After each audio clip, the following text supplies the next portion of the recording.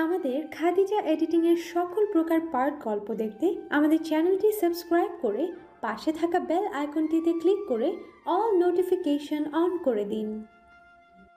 চেয়ারে বসে ঝিমোচ্ছে তুলি, মাথা বারবার গিয়ে ঠেকছে বইয়ের ওপর। পর মুহূর্তেই আবার শির দ্বারা সোজা করে ঘুম তাড়ানোর তীব্র চেষ্টা চালাচ্ছে। রাত পোহালেই তো ফাইনাল পরীক্ষা।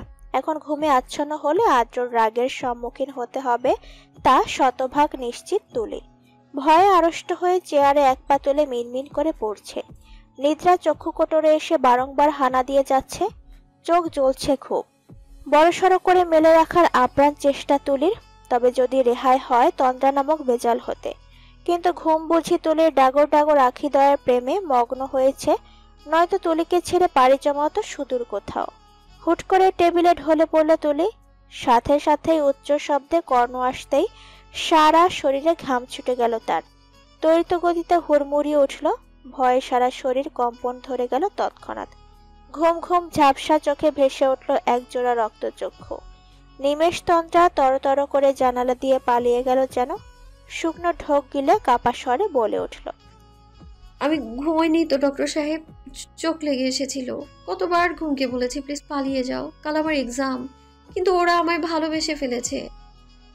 ভয়ের চোটে আবল তাবল বকলো কতক্ষণ তুলি। আদ্র নির্বিকার দৃষ্টি মেলে নির্নিমাস চেয়ে রইল খানিকটার সময়।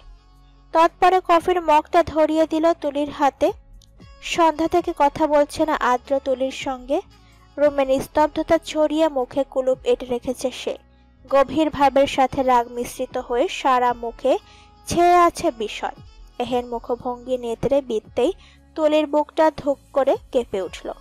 অনিচ্ছা সত্ত্বেও হাতের গরম কফিটা পান করতে লাগলো একটু একটু করে। ঠাওর হলো তার আদ্র ভীষণ রেগে আছে। রাগাটা কি যুক্তিযুক্ত নয়? তুলির কাছেও যুক্তিযুক্ত এটা। আগামীকাল ইংরেজি পরীক্ষা, কিন্তু তুলির এখনো সব পড়া বাকি। সারা সন্ধ্যা না পড়ে সায়রা বেগমের সাথে আড্ডা দিয়ে পার করেছে মূল্যবান সময়। হসপিটাল থেকে এসে আদ্র প্রিপারেশন কেমন জিজ্ঞেস করা মাত্র বেলুনের মতো তুলির কলিজাটা নিমেষেই চুপসে গিয়েছে। মুখের হাসিটা বিলীন হয়ে গিয়েছে হুট করেই। সেই থেকে আদ্র একটা কথাও বলেনি তুলির সাথে। সারাদিন একটু পর পর আদ্র ফোন করে বারবার পড়ার জন্য তাগিদ দিয়েছে, কিন্তু তুলি অবলীলায় ফাঁকি দিয়ে গেছে তার ডাক্তার সাহেবকে। অতঃপর আদ্রর রাগের সম্মুখীন হয়ে কোনো কথা ছাড়া সেই 7টায় পড়তে বসেছে। একটানা 5 ঘন্টা ধরে চেয়ারে ঘাপটি মেরে জড়সড় হয়ে বসে আছে।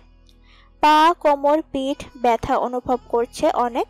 পেট জানান দিচ্ছে প্রচন্ড ক্ষুধার্ত সে। তবে যতক্ষণ আদ্র তার সাথে কথা বলবে ততক্ষণ অবধি চেয়ারে বসে পড়ায় মনোনিবেশ করে রাখার দৃঢ় পণ করেছে তুলি। আদ্রর দিকে এক পলক চাইতেই দেখলো তার দিকে অপলক দৃষ্টি নিবদ্ধ করে রেখেছে আদ্র। দ্রুত গতিতে চোখ মুখ সরিয়ে নিল তুলি। দৃষ্টি মাধ্যমে হৃদয়পটে প্রহার করার ক্ষমতা রাখে আদ্র। তুলির কাছে এটাই মনে হয়। নিরীহ নির্বাক তুলি নিজে মনে আওড়ালো, একটাবার কথা বলুন ডক্টর সাহেব, আপনার কণ্ঠস্বর শুনতে না পেয়ে আমার বুকটা ব্যথা করছে। আমি কখনো আর আপনার অবাধ্য হব না। তুলির মনে কষ্টগুলো বিস্তার লাভ করতে লাগলো ক্রমাগত। বুক ঠেলে কান্না উঠছে, গলা অবধি আটকে যাচ্ছে। না চাইতেও এক ফোঁটা অশ্রু গড়িয়ে গেল গাল বেয়ে। জলবিন্দু কপাল পর্যন্ত সীমাবদ্ধ রইল। কোনো ক্রমে স্পর্শ করতে পারল না তুলির গাল। তার পূর্বেই একটা বলিষ্ঠ হাত অতি যত্নের সহিত অশ্রুকণা মুছে দিল। নতমস্তকে তুলি আদ্রর হাতটা গালে চেপে রেখে ডুকরে কেঁদে ওঠে। চোখ ছাপিয়ে নেমে আসছে জল। অশ্রু সিক্ত অস্পষ্ট কণ্ঠে বলতে লাগলো, একটু কথা বলুন না ডক্টর সাহেব, আপনি আমার সাথে কথা না বলে নিঃশ্বাস ফেলতে কষ্ট হয় আমার। একটুও থাকতে পারবো না আমি আপনাকে ছাড়া। একটাবার তুলা বলে ডাকেন দয়া করে। কি আকুলতা শ্যামবর্ণার কণ্ঠে! তুলির আকুল আবেদনে আদ্র নিজেকে আর ধরে রাখতে পারেনি। তুলির হাতটা টেনে নিজের বুকের বাঁ পাশে চেপে ধরল শক্ত করে। মলিন কণ্ঠে বলল, এখানে প্রকাণ্ড ব্যথা বাসা বেঁধেছে তুলা। তোমার সাথে কথা না বলে থাকার মতো ক্ষমতা নিয়ে আমি জন্মাইনি। তবুও খুব করে চেষ্টা করেছি আজ তোমার সাথে কথা না বলার, কিন্তু পারিনি। এতটুকু বলে সূক্ষ্ম একটা নিঃশ্বাস ছাড়লো আদ্র। তুলির হাতের তালুতে ঠোঁট দুটো ছুঁয়ে দিল। পাশের চেয়ার টেনে বসলো মুখোমুখি। নিজের দুহাতের ভাঁজে নিয়ে নিল তুলির হাত দুটো। মায়াময় কণ্ঠে পুনরায় বলে উঠল, তুমি কি সারাটা জীবন ডাক্তার আদ্র আহনাফের ওয়াইফ হিসেবে পরিচিত হয়ে থাকতে চাও, নাকি নিজেরও আলাদা একটা আইডেন্টিটি চাও? তুমি যা চাও তাই হবে।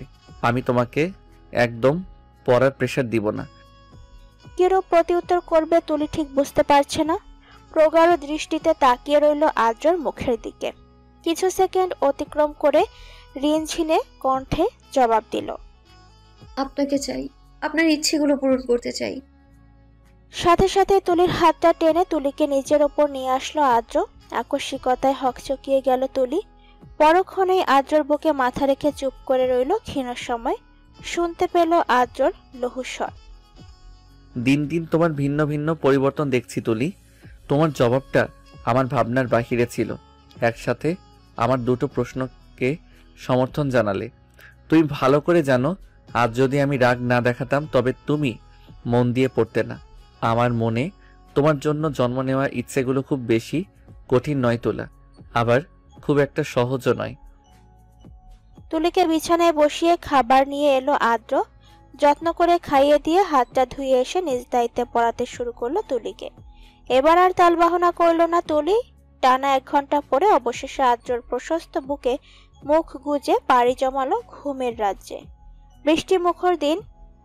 প্রভাতের ঠিক প্রথম প্রহরে বৃষ্টি পৃথিবীর বুকে নিজের আগমন ঘটিয়েছে। প্রবল বেগে ধরণীতে আছড়ে পড়লেও তা স্থায়ী হয়নি দীর্ঘক্ষণ। দুপুরের পর থেকে বর্ষণ ধরণী হতে মুখ ফিরিয়ে নিয়েছিল, উকি দিয়েছিল সোনালি রোদ্দুর। কিন্তু দুপুর গড়িয়ে বিকেল পড়তেই রোদ্দুর নিজেকে ঘন কালো মেঘে আড়াল করে নিল। নীল অম্বরে আধিপত্য বিস্তার করল কালো মেঘের দল। কিছু সময়ের ব্যবধানে বৃষ্টি রূপে নেমে এলেও আবারও পৃথিবীর বুকে আহা, দিনটা যেন আজ শুধু বর্ষণের নামে লেখা। তুলির শাড়ির অনেকটা ভিজে গেল বৃষ্টির পানিতে। তেছড়া ভাবে বৃষ্টি ছুঁয়ে যাচ্ছে দেহের এক পাশে। গ্রাম্য ভাষায় কেউ কেউ বলেন হিচা বৃষ্টি। এই হিচা বৃষ্টির কবলে পড়ে অবস্থা নাজেহাল তুলির। কোনো রকমে তুলিকে নিজের সাথে মিশিয়ে ছাতাটা ঠিক করে ধরল আদ্র। পায়ে পা মিলিয়ে দুজন হেঁটে এলো ইনশিতার শ্বশুর বাড়ির সদর দরজা পর্যন্ত। আদ্রর হাতের শপিং ব্যাগগুলো তুলি নিজের হাতে নিয়ে নিল। ছাতাটা বন্ধ করে একপাশে রেখে দিল আদ্র। তুলির হাতটা মুষ্টিমেয় করে ভেতরে প্রবেশ করলো। ড্রয়িং রুমে রৌনক, পূর্ব, ইনশিতা বসে আছে। তুলি আনন্দিত হয়ে গটগট পায়ে হেঁটে এলো ইনশিতার কাছে। দিক বিদিক ভুলে ইনশিতার কোলের বেবিটাকে হাত বাড়িয়ে নিতে গিয়েও থেমে গেল। কিছুটা মন খারাপ করে বলল, আমার হাত ভেজা, রোহানের ঠান্ডা লেগে যাবে। তুলি ও আদ্রকে দেখে ইনশিতা খুশিতে আত্মহারা হয়ে উঠল। চোখ দুটি চকচক করে উঠল যেন। কোমল স্বরে বলল, কিছু হবে না, বরং রোয়ান তো পথ চেয়েছিল কখন তার ছোট্ট মামিটা আসবে, কখন তার কোলে নিয়ে আদর দিবে তাকে। ইনশিতার কথায় খুশিতে তুলি ঠোঁট ছড়িয়ে হাসল। সোফায় বসে ইনশিতার বেবিকে কোলে নিয়ে ঠোঁটের পলস বুলিয়ে দিতে লাগলো গালে, কপালে, ঠোঁটে। তুলির কাণ্ড দেখে মুচকি সবাই হাসল। পূর্ব তুলির দিকে এক পলক চেয়ে দৃষ্টি সরিয়ে আনলো ঝটপট। কেননা তুলি এখন তার জন্য নিষিদ্ধ, সম্পূর্ণভাবে নিষিদ্ধ। আদ্রর দিকে চেয়ে বলল, কেমন আছেন? তীক্ষ্ণ দৃষ্টিতে তাকালো আদ্র। আলতো হেসে ফিসফিস করে জবাব দিল, আমার বউয়ের দিকে না তাকালে ভীষণ ভালো থাকবো আমি এবং তুমি দুজনেই। তাকালে বুঝি ঋষাদের মতো অবস্থা করবেন, নাকি একদম প্রাণে মেরে ফেলবেন? একবার তো বেধর পেটালেন আমাকে আপনার বউকে বিয়ের প্রস্তাব দেওয়ার জন্য। পূর্বর কথার প্রেক্ষিতে আদ্র বিস্তর হাসল। আগ্রহহীন কণ্ঠে বলল, বাহ, তুমি তো খুব জিনিয়াস হয়ে গেলে পূর্ব। তা তিশার কি অবস্থা? ভালো। তিশাকে বিয়ের আইডিয়াটা কিন্তু আপনি দিয়েছেন দাদিকে, আমি জানি। এদিক থেকে আমি খুব কৃতজ্ঞ আপনার প্রতি। ভুল করে আপনার ভালোবাসাকে ভালোবেসে ফেললেও ঠিক করে তিশাকেও ভালোবাসতে শিখেছি আমি। ভালোবাসা অন্যায় নয়। তুলি আমার মনের সুপ্ত কোণে চিরকাল থাকবে না পাওয়া ভালোবাসার স্মৃতি হয়ে। আমি তিশার থেকে পাওয়া ভালোবাসা আমি মৃত্যুর আগ পর্যন্ত আগলে রাখবো নিজের কাছে। একটা মেয়েকে এগিয়ে আসতে দেখে পূর্ব কথা থামিয়ে দিল। দৌড়ে গিয়ে মেয়েটাকে আগলে ধরে বিচলিত কণ্ঠে বলে উঠল, একা একা আসতে গেলে কেন তিশা? বলেছিলাম না নিচে আসলে আমাকে ফোন দেবে, আমি নিয়ে আসবো। তিশা ঠোঁট উল্টে বলল, তুলি ও আদ্র ভাইয়া এসেছেন, আপনি বলবেন না আমাকে? মাত্র এসেছে। মুখ ফিরিয়ে নিজেকে ছাড়িয়ে নিল তিশা। উঁচু পেটটা আঁকড়ে ধরে এগিয়ে এলো আদ্রর কাছাকাছি। খুব বেশি উঁচু হয়নি, তবুও চোখে হারায় পূর্ব। ভয় হয় হারানোর। 6 মাস চলছে তিশার প্রেগন্যান্সির। প্রায় 2 মাস আগে তার প্রথম সাক্ষাৎ হয়েছিল তুলির সাথে আদ্রদের বাসায়। সায়রা বেগম দাওয়াত করেছিলেন এই বাড়ির সবাইকে, সেই উপলক্ষে যাওয়া হয়েছিল। তাছাড়া তুলিকে দেখার খুব শখ ছিল তিশার। আদ্র পূর্ব দুজনেই মুখোমুখি শুনেছে শ্যামবতী তুলার নাম। আদ্রর সাথে পরিচয়টা বহু বছর আগে।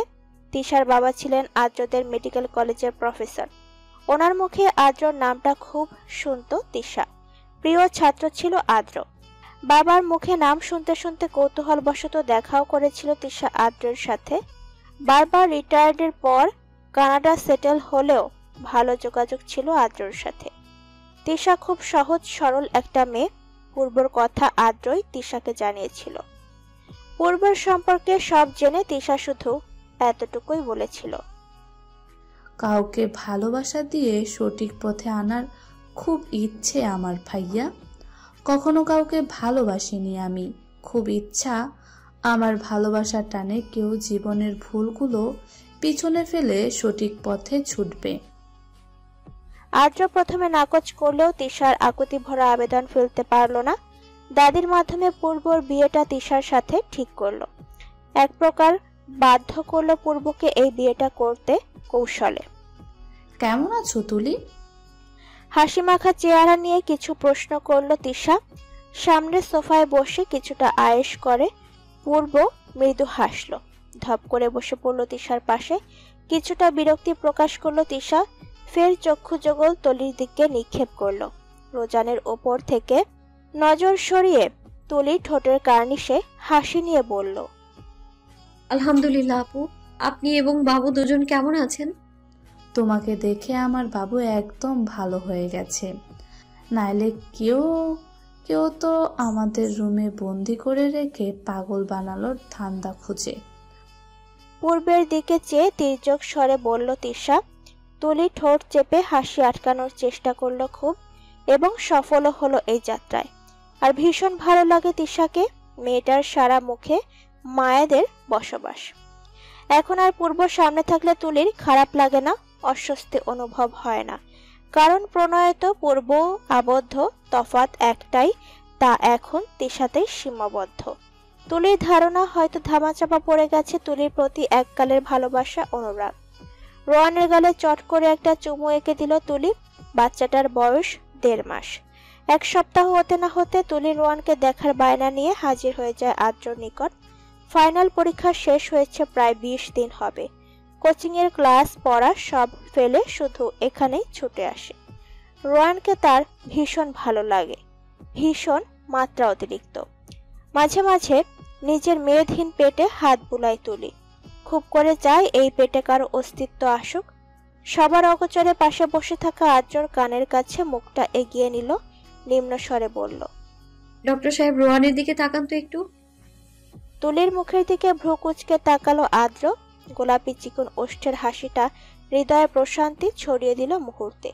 রোয়ানের দিকে অত্যন্ত মনোযোগের সহিত তাকালো।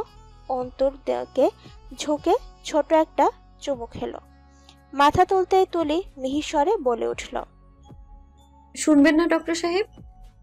শুনবো তুলা। আদ্র ভালো করেই জানে তুলি কি বলবে তাকে। এই এক বাক্য যে রোয়ান জন্ম নেওয়ার পর থেকে তুলি কয়বার বলেছে তার হিসেব কেবল আদ্রই জানে। তুলি লজ্জামাখা স্বরে চিরাচরিত বাক্যটা বলেই বসলো, জানেন রোয়ানকে আমার পেটে এখনো না আসা মেয়ের জামাই জামাই লাগে। আদ্র মনে মনে 100 এর পাশে 1 বসিয়ে নিল, অর্থাৎ 101। নিঝুম আধারে ডুবে আছে প্রকৃতি। সায় সায় করে বাতাস অবলীলায় প্রবেশ করছে ট্রেনের উন্মুক্ত জানালা দিয়ে। বাতাসের ঝাপটায় তুলির খোলা কেশে যেন পাখনা গজিয়েছে। চুলগুলো উড়ছে বাধাহীন, বারংবার উপচে পড়ছে কপালে, মুখে। 2 বার এদের কানের পিঠে গুজে তুলি হাল ছেড়ে দিল।